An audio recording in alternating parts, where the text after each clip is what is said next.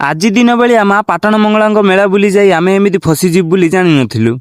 ତ hello everyone welcome to my mini blog. तो friends एई किछि दिन हबो पणा संक्रांति उपलक्षे हम भद्रक जिला नरेंद्रपुर रे मां पाटण मंगलांक मेला चली सेथि पई आमे आज प्लानिंग करचु मां का पाखकु बुली जिबा। तो सेथि पई मु आज सकाळ गाधुआ पिधा सारी रेडी हेइ गली। आउ एइटी मोर गोटे भाई बाइक नै आसला परे आमे बाहरी गलु मेला देखि जिबा। आउ आज हम सहित मेला बुलिबा कु मोर गोटे सान भाई जाइथिला। फाइनली 30 रु 40 मिनिट गला परे आमे आसी कि मां का पाखरे पहुंची गलु। मां का पाखरे पहुंचिला परे प्रथमे आमे गाड़ी को सुरक्षित रखिया पई स्टैंड रे रखि देलु। गाड़ी को स्टैंड रे रखिला परे आमे समस्त चली चली मां का मंदिर आडा को गलु। तो फाइनली एइटी हमको मांकर मंदिर दर्शन हो गला। तो आमे आउ डेरी न करी मंदिर पाखक आसी दुकान रु भोग किनी सारी मांकर दर्शन करबा को चली गलु। मां को मन भरी दर्शन कला परे ननांग पाखरु भोग करी सारी आमे समस्त मंदिर पाखरे किछि समय बितेई सारी सेठु पळी आसिलु। मां को दर्शन कला परे आत्मा को बहुत शांति त लागिला। किंतु मांकर ई पाटण मंगला मेलन एते बडा आकार रे हुए बोली मु जानि नथिली। खाली एतिकी नु एई मेला रे कोनोसी दिनसो मिलिबोनी बोली आपण माने कहि परिबेनी। आउ एठी लोकंकर भिड संध्या बेलिया हुए बोली एटा भी आमे जानि नथिलु। हेले आमे तो खरा बेलिया आस्तिलु। हमकु गरम एते जोरे लागुथला जे आमे सही न पारी मां को मंदिर पछाडे थिबा पोखरी आडी की पळी आसिलु। एठी किछि समय बितेई सारी आमे पळी आसिलु रामदोली देखिबा। हेले एठी की आसी की जणा पड़ला जे दौड़ी 4टा बेलुठु स्टार्ट हबो। आउ तापरे आमे मन दुख करी पळी आसिलु लसी दुकान को। आउ गरम रु बंचिया पई एठी लसी पी सारी आमे रिटर्न घर को फेरिलु। आउ हां आमे तो दिन बेलिया आसी की खरारे किछि एन्जॉय करि पारलुनी। आपण माने जदी केबे मेला बुलिबा को आसीबे ताहाले संध्या बेला आसीबे। आउ जो माने भी मेला को आसी जंदी कमेंट रे जणैबे। तो रहिली जय जगन्नाथ।